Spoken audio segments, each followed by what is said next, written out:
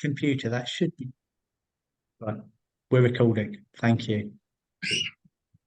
So thank you all for coming to this, the sixth of our lectures, or the eighth one I'm doing this year. Biodentine in urgent care.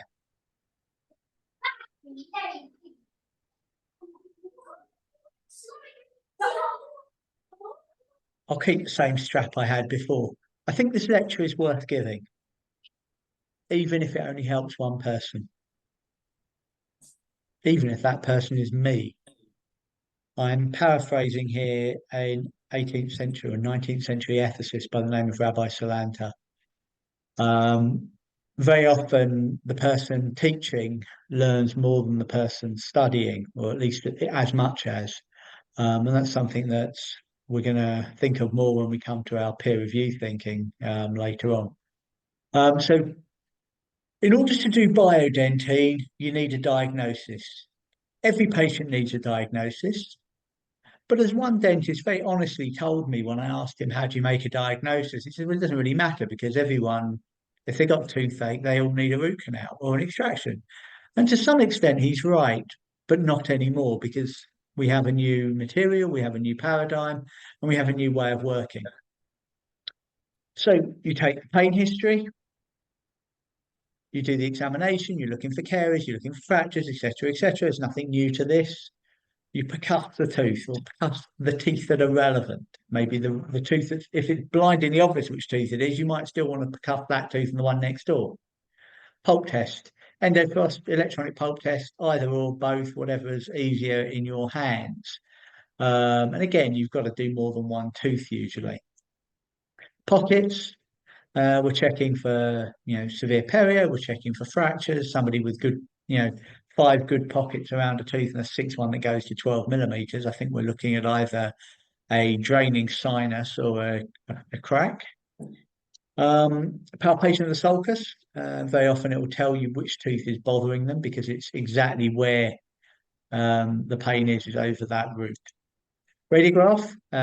Every patient in an emergency setting needs a radiograph, pretty much. And then your other tests, biting on cotton wool rolls, mobility, test cavities. If we're not sure what the diagnosis is, zygomatic tat, flossing the teeth, all sorts of things, but transillumination if you like. You need to then make a pulpal and a periapical diagnosis, 2 diagnoses per tooth. And if anyone wants any of these definitions, please ask us. Ask one of the service managers. We use the American Association of Endodontists diagnosis checklist. So we need to define irreversible pulpitis. Biodentine can be used for multiple different things.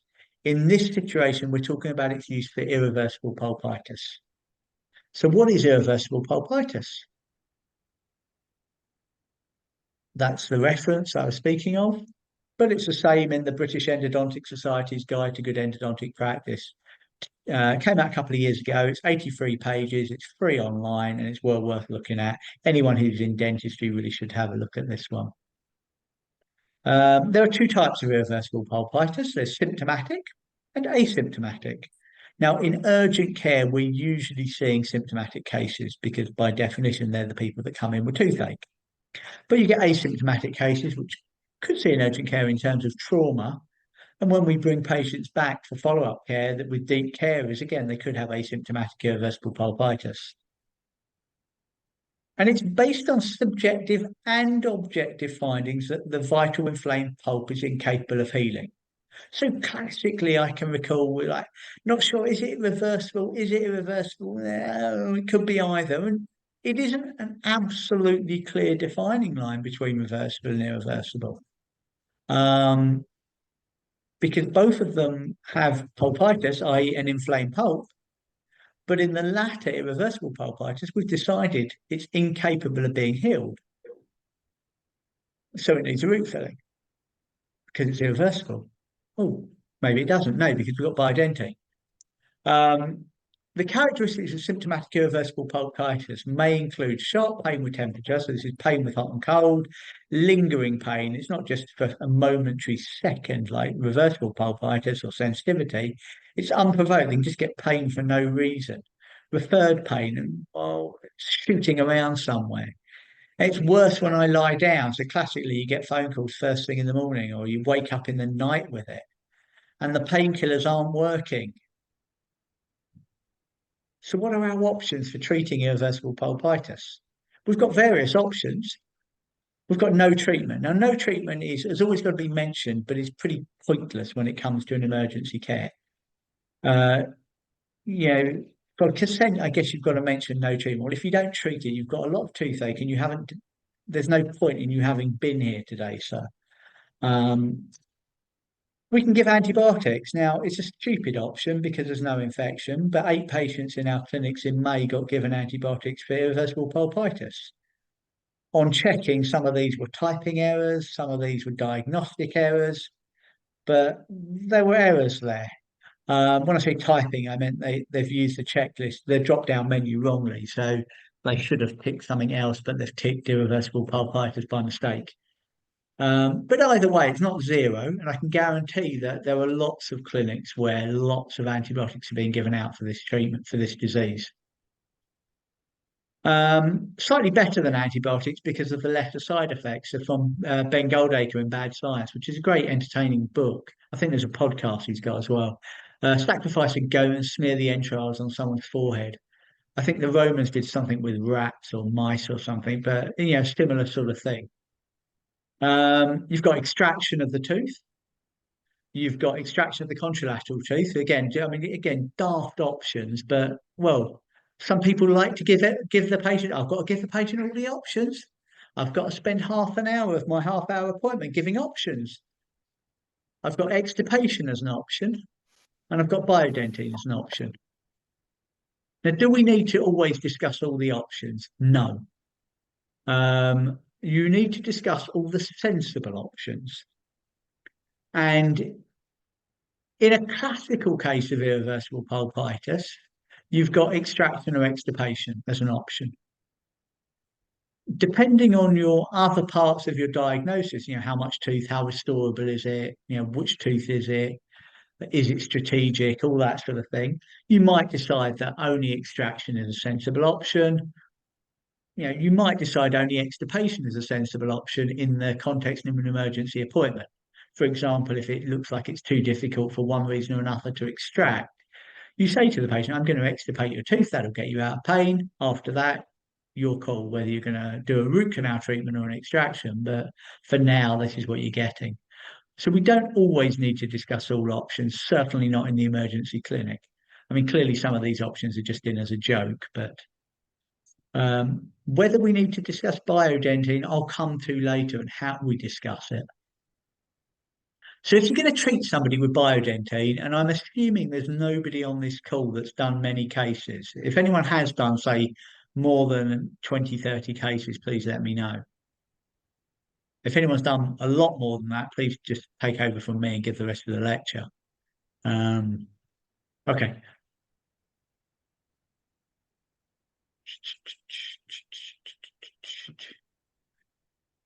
So the first thing you need is a correct diagnosis. So that's going through how confident are you in that diagnosis? Always easy to know. Is it reversible? Is it irreversible? We've all had times when we swear blind it's irreversible. We go in there and it's necrotic. I mean, patients aren't given the best history. You put the pulp tester on them and they jump up and down, irrespective of which tooth it is. And that's the skill of trying to work out what's real jumping up and down and what's not because of anxiety. Have you used a template on Dentally? If you use a template for your notes, if your notes are hygienic, as we said in the last lecture, and your methodology is logical, you're going to get the diagnosis correct more than you would if you don't. Standardized diagnosis protocol. Now, if you've got the diagnosis correct, it is definitely irreversible pulpitis. We spoke about what the options are. Is it necessary to offer an extirpation? I don't think it is. If a patient walks into my clinic, now this is a private clinic most of the time, it's slightly different on the urgent care clinic. I do appreciate that. And when I see patients in the urgent care clinic, it is like, we may have less time. and there are issues to think of. But fundamentally, the answer is if a patient walks in with irreversible pulpitis, I'm recommending biodentine to them. I'm not talking about root canals. I'm not talking about extractions. You don't have to have the treatment, but this is the only treatment I'm going to recommend. Just as if, for example, I see a small occlusal cavity going into dentine, I'm recommending a composite filling. I'm not going to sit there and discuss amalgam or glass ionomer or gold with them. There's only one filling I think is relevant in this situation.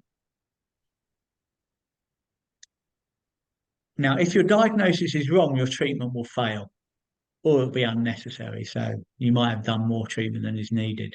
And this is again, you've got to get the diagnosis right in both directions. And how much do we need to tell the patient in advance? Again, this is the question. They've got to have the right information. They know what's going on. If this is the first time you're using something, you've got to tell them it's a new material. But if you spend 30 minutes talking to them and you've only got 30 minutes to treat them, you end up doing nothing. And there's a balance to be had. The next requirement after the correct diagnosis is time. And I've hinted at this already. So this is what goes on. At the moment, the traditional treatment for irreversible pulpitis is an extirpation. We start off by meeting and greeting the patient, taking a medical history. Hopefully, they've already done one online beforehand to save you a bit of time. You've got to do the same with biodentine. You do a history, an examination, diagnosis, exactly the same. But here you've got to ensure they meet the criteria, which, unless you've done a lot of biodentine, it's going to involve a slight amount of extra time thinking about this and thinking, is this a good case to start on or to do? And you then have to discuss with the patient whether they want to keep their tooth, extraction or extirpation. You've got to discuss with them extraction or biodentine. It's probably a similar amount of time to spend with them. Local anaesthetic, rubber dam. And then for extirpation, you drill into the pulp. And ideally, you clean out the pulp chamber. For biodentine, you've got to remove all caries. You can't leave half of it behind. So that does take longer. You've got to remove the pulp to the level of the root canal orifices. So orifices, OFI, if anyone's a Latin scholar, please tell me. Sometimes, though, you can stop before you get to the level of the root canal orifices, and we'll talk about that in a moment. In the traditional method, you instrument ideally to the apex and irrigate with hypochlorite. In biodentine, you dilute the hypochlorite in half. And for up to 5 minutes, you're pressing a cotton wool pledget against this pulp, trying to stop the bleeding. And sometimes you'll do a bit, and then you'll drill a bit more, and then you'll do a bit, and then you'll do a bit more. And that certainly is a longer procedure than drilling into pulp and sort of, saying, right, we're there, we're ready to go. You then got to place the biodentine, whereas in a regular patient, it's calcium hydroxide, Ledamix if it's a hot pulp, maybe, and then Durotemp gloss ionomer. No cavet, please, it falls out.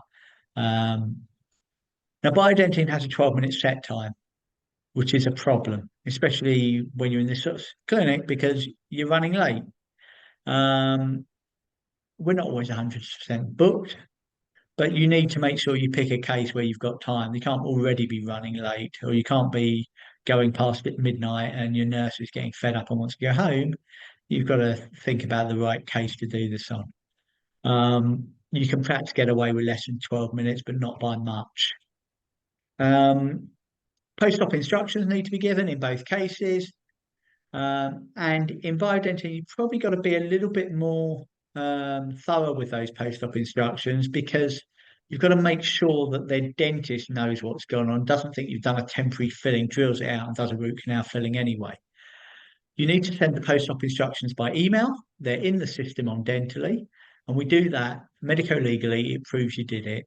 Secondly, it's easier for them to have than you to talk to them and they forget everything you said. And thirdly, it tells them where to complain to. If a patient complains, we want the complaint direct to us. We don't want to go into the NHS, the GDC, or anyone else. We'll have first dibs at responding to them. And for a normal appointment, we've got half an hour.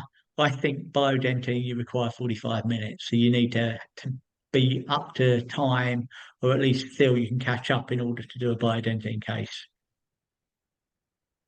So correct diagnosis and then time. The next one, you need a rubber dam. I'm sure we all use rubber dam all the time. Um, and I don't think about why we perhaps don't do it. It's used to create a clean field.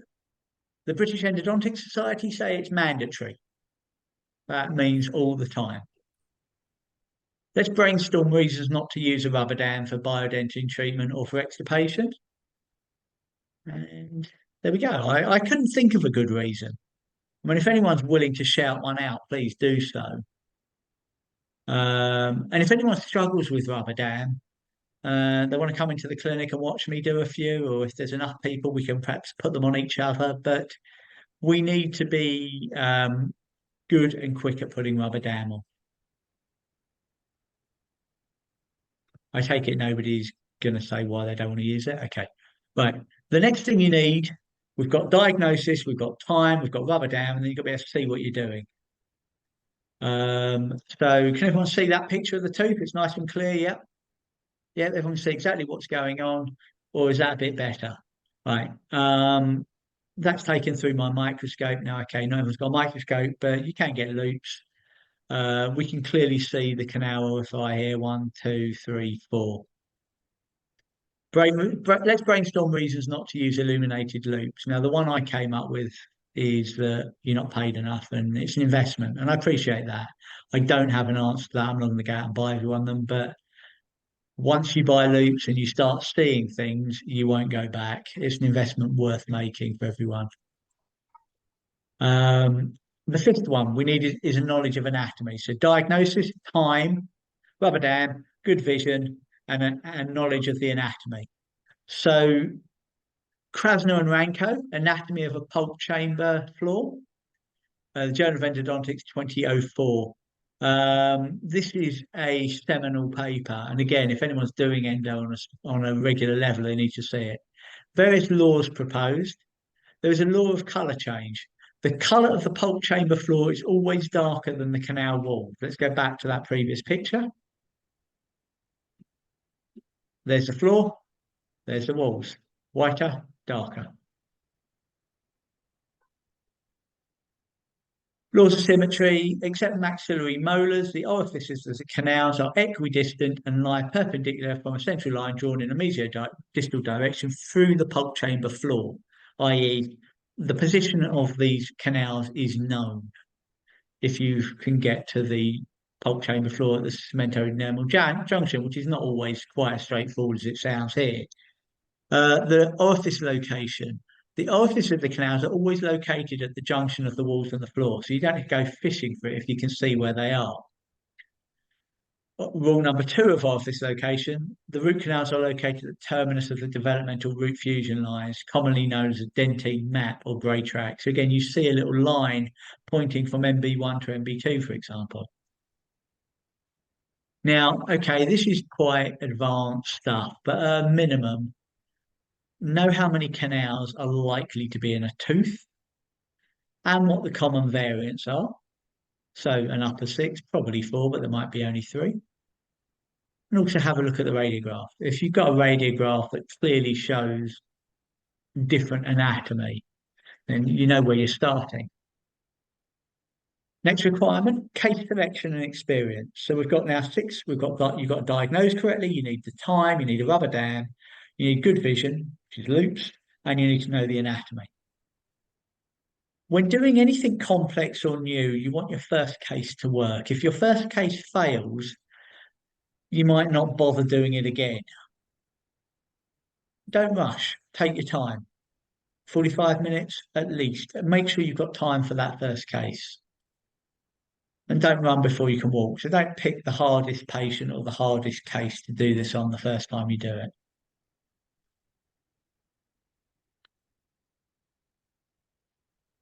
So, some cases. Any questions at the moment? Anything in the chat? No. Okay. A 15-year-old healthy male with trauma. He's been punched in the face, to upper left one 3 days ago.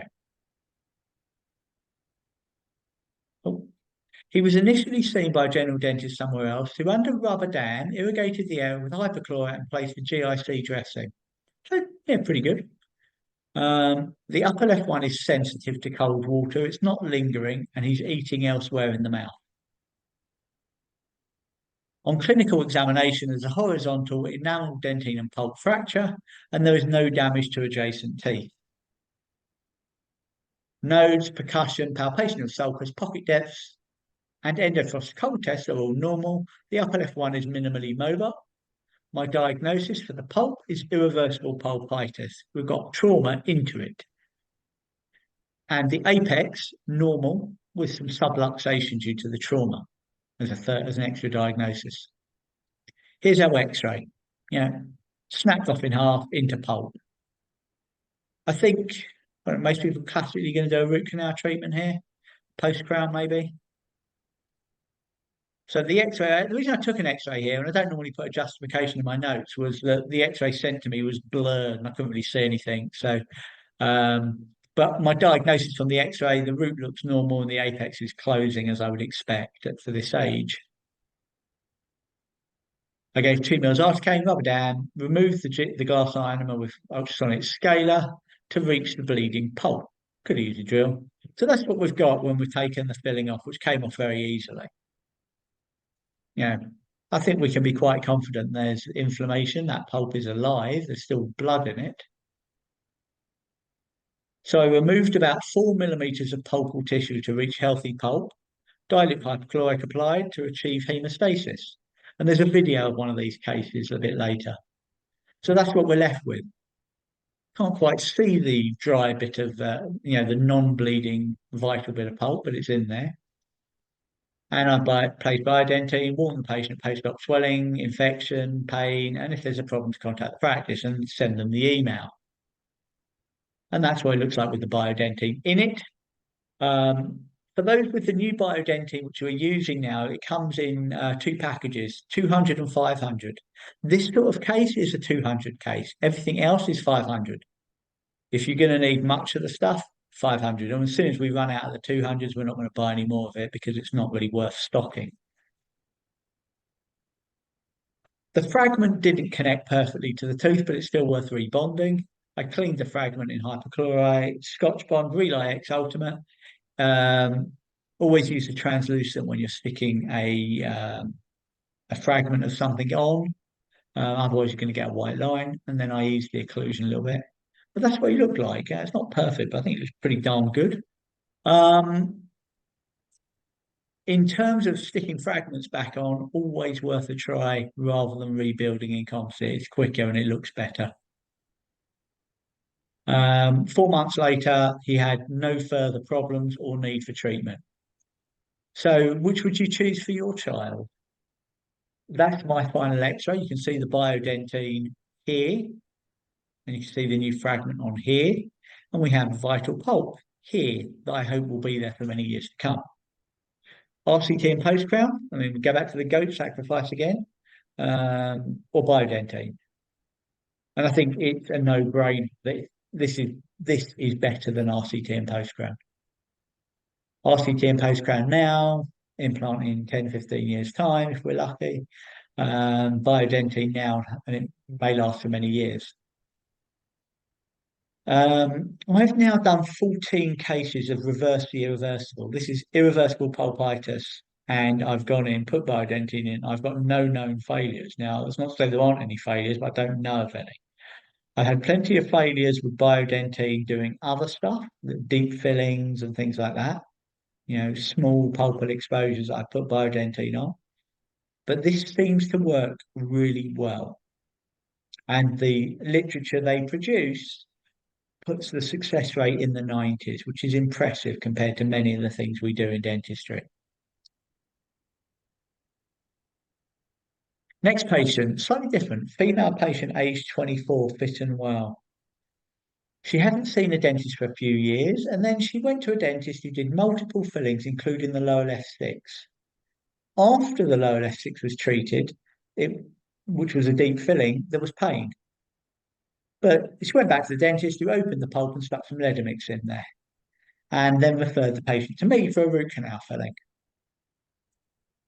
So that's what came to me. You can see a fairly deep filling mesially and, for that matter, distally.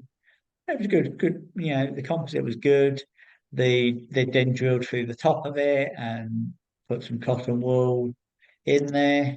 So my diagnosis at this point is previously initiated treatment with a normal apex. Why do people use cotton wool? Is it, as a good method of incubating bacteria that are in the pulp? The recommendation would be to use PTFE tape. It's much more inert if you don't want to get your fillings down the canal. Um, so in my house, it's calcium hydroxide 99.9% of the time, PTFE tape, and then duo temp usually.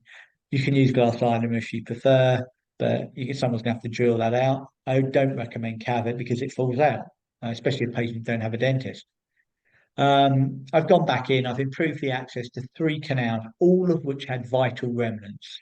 There's a bit of vital pulp in each canal. So my likely diagnosis when the dentist first saw this patient, she's got deep caries, no pain.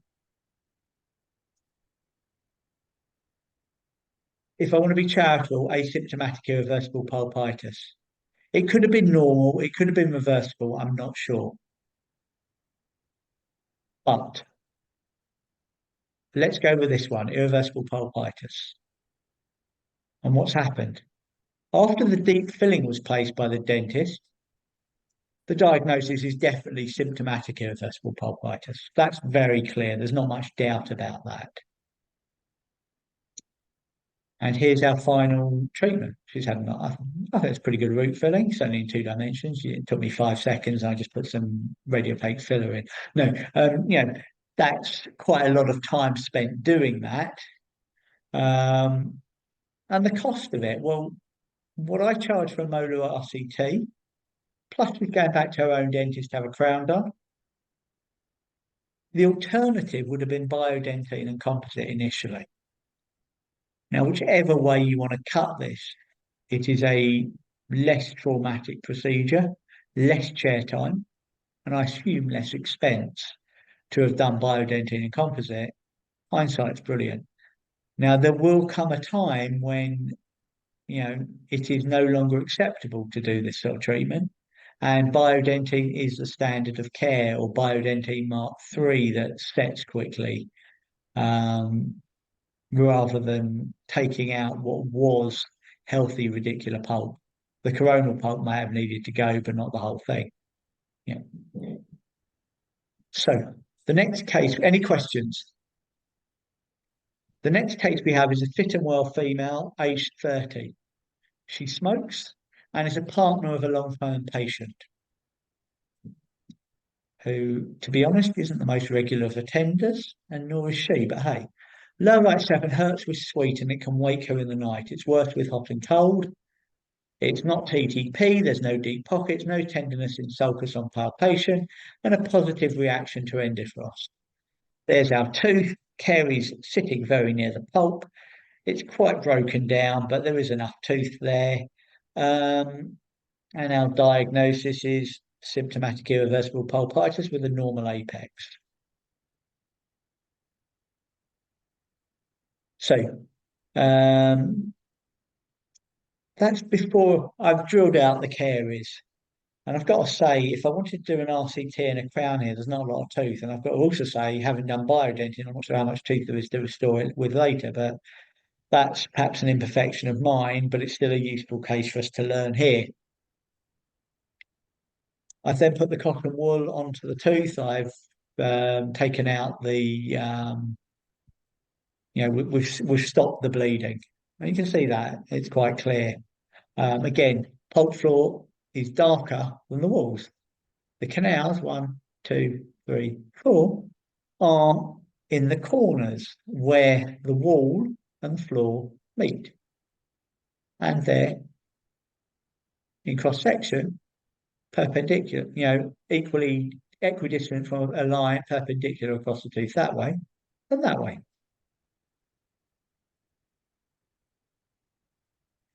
I took an X-ray after placing biodentine, shows it there clearly in pulp.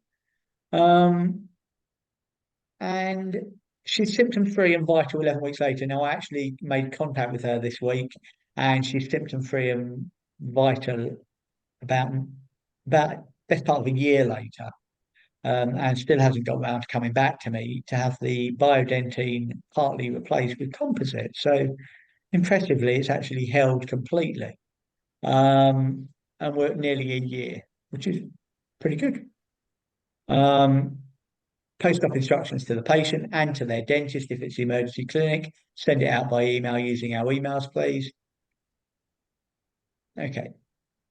So how do we mix biodentine? I'm going to put a little video on. Can anyone hear this? There should be some jingly noise. Not if you can hear the jingle. No? Okay, put some elevator music on for yourself. There we go. Just going to pause that second. So choose the 500 if it's a proper cat size cavity, 200 if it's very tiny. Take out the capsule, break the seal in this machine by pulling it down, and it goes click. You take it out, you put it in there, you twist it around, close the box, press the button. Very easy, wait 30 seconds, and take it out.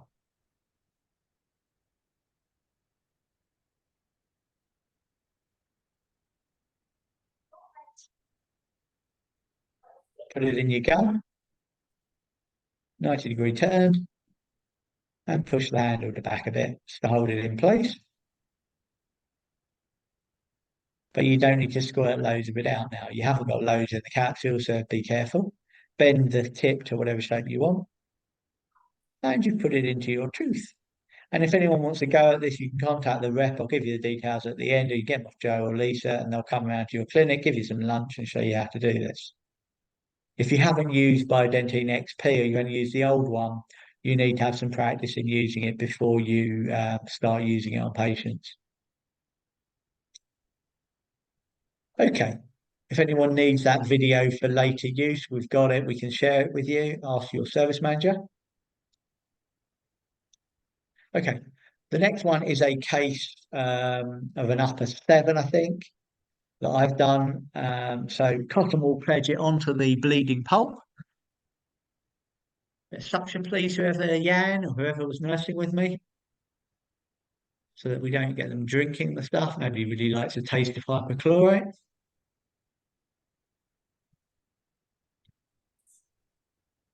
Is it bleeding sort of?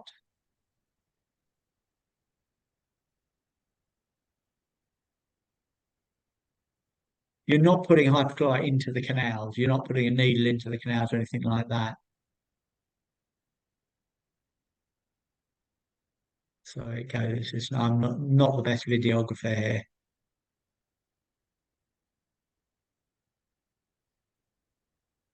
Let's go a little bit more. You can do this for up to 5 minutes. In theory, at one level, then drill a bit, do it for another 5 minutes. Now, in the emergency clinic, you just don't have that time. You've got to take a gamble at where you're going to drill to and go for it from there.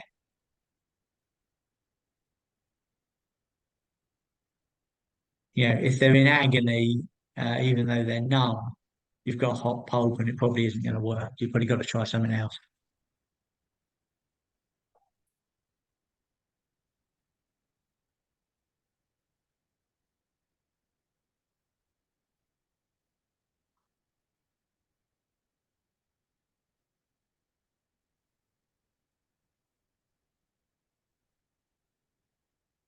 Okay.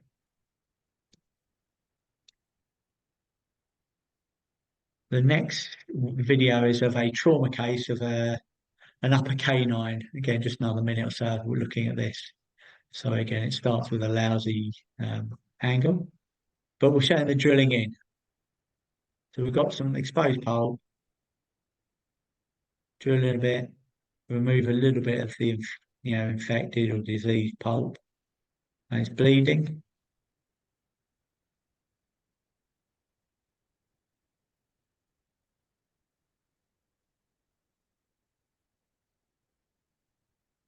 I've got a feeling this case was being done for an overdenture abutment, and it's biodentine into there rather than a root canal. It's quicker, cheaper, and we keep the pulp, so we keep a bit more proprioception in the tooth.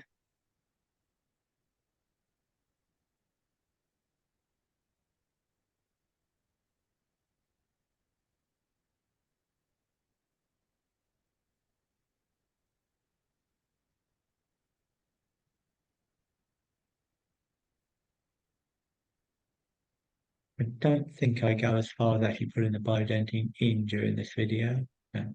But you can see how the bleeding has stopped. That's ready to have the biodentine into it. What concentration of hypochlorite? I think it's about 2%. So basically, I get the 5% stuff and dilute it roughly in half. I'm not exact on it. I'm not sure how good the science is on exactly what the right level is. And to be honest, I'm still using traditional bleach rather than anything too clever. Um,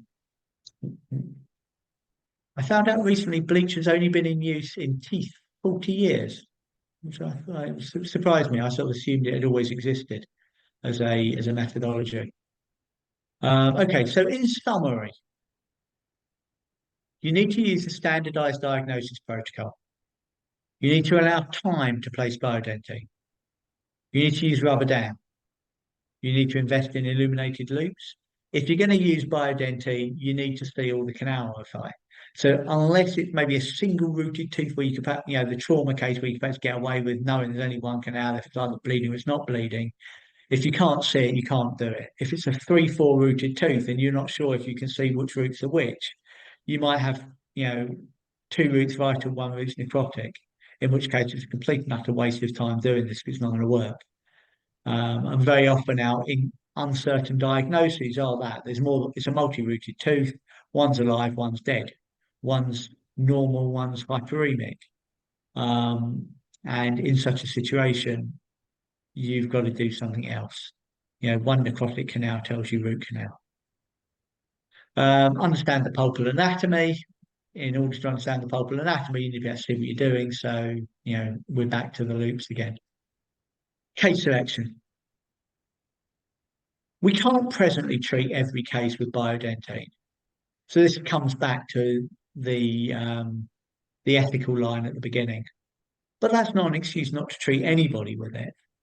And we're probably never going to get to a situation in the urgent care clinic where everyone that needs it's getting this. But again, where we've got time, where we're certain of our diagnosis, we should be using this. If you want hands-on training, if you contact Rosie McDonough through Septident UK, you can book a session directly. And if anyone wants that link, let's see if I can put it. I will put it into the chat at the end, so that you can take it from there. Any questions?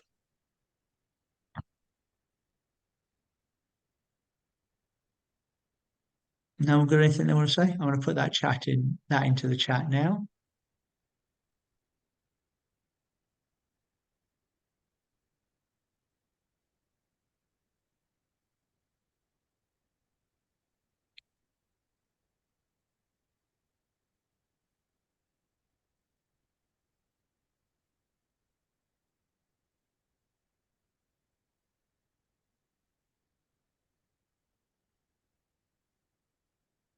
Um, how long do I wait before restoring definitively? Um, Septident will tell you to do it on the day. And I will sometimes do that. You saw the case where we stuck the fragment back on. That was on the same day. Um, at 12 minutes, it's sort of set, but not 100% set. So it's difficult in terms of timing to get it done in one go. If you know the patient is coming in for this, you can allow, and you're charging privately, you can allow enough time. If you're doing it on the NHS outside of our clinic, is it a root canal? Does it count as that? extra UDAs, not sure. Can't get a straight answer out of anyone, so I'd be nervous to start claiming. Um, in reality, if I haven't restored it straight away, Courtney, what I then tend to do is to wait as long as I can. So ideally, I would say I'll wait till the next examination. Why? Because I want to be certain it's worked. And I'm classically talking about deep caries cases where I'm not sure whether it's going to work or not. These cases all seem to work pretty quickly, so maybe I should be getting on with it. What often happens though is because Biodentine is relatively weak and fragile and brittle, it might break, in which case you've got to make a decision. If the tooth is symptom free, X-ray looks good, not TTP, percussion, palpation normal, sulcus normal, pockets normal, endofloss normal, then I put a definitive filling on it. Anna, what do I dilute hypochlorite with? Water. So out 3 in 1, just mix half half. And perhaps you should be doing this exactly and getting it right. Up until recently, I was just using it neat, but I learned somewhere that it's better diluted because too strong a hypochlorite can kill off the pulp. So I dilute roughly 50-50 with water. There were some more messages down there. Is there a separate consent form for Biodentine? No. Um, if you're doing it planned in advance, you might well want a consent form. So if you're in your clinic and you're saying to somebody, next week I'm thinking of using Biodentine on you, you might need to have written consent, although they're obviously not legally. Um, but in an emergency care clinic, there's no consent forms at all. So you tell the patient, this is what I recommend for you. It may or may not be successful. If it's successful, you need a permanent filling. If it's not successful, you need a root canal or an extraction. Can you adjust the occlusion straight away? After 12 minutes, yes, you can adjust it. It's chalky. You can adjust it with a flat plastic to get it right. Don't get them to crack on it because they might break it, but not before 12 minutes. Is it visible through anterior composites? To a degree. So if you've got it in the pulp, that's not a problem. If you had it on a four that's visible and you've got too much of it and not enough composite, it might show. Not something I've given a lot of thought to, I've got to be honest, Mandeep. You cut back a little and restore the composite bonds. Yes, composite bonds to Biodentine. So cut back a couple of millimeter, whatever it is you want. Trying to get ideally a ring of sound tooth. So you haven't got an extra margin, you've just got composite tooth margins. And yeah, bonds on etch bond composite. You don't have to use composite, you can use amalgam if you prefer, but I'm not sure why you would. Is it for both symptomatic and asymptomatic irreversible pulpitis? Yes, it is. Irreversible pulpitis, in an asymptomatic case, it's easier because you can plan it. So that's the sort of thing you'll do in your own practice. Or it could be the trauma case, which is asymptomatic, but pretty obviously needs doing there and then. It can also be used for deep caries, reversible pulpitis. Septident will have you using it for absolutely everything, but is it necessary for absolutely everything? Is another question. I'm going to share screen with you again and just put on another slide. And then if you've got more questions, please ask. So in conclusion, thank you everyone that's attended this lecture. And thank you to everyone who's attended the other 6 as well, the other 5 as well. Feedback forms will be sent out soon, and on receipt of a filled-in feedback form, you get a CPD certificate for however many of the talks you were at.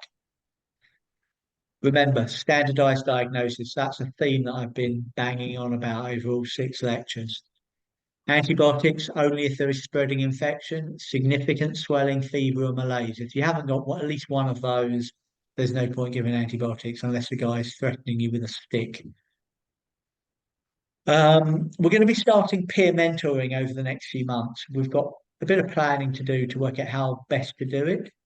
work out who's going to watch who and when, and what we're looking for when we're doing it.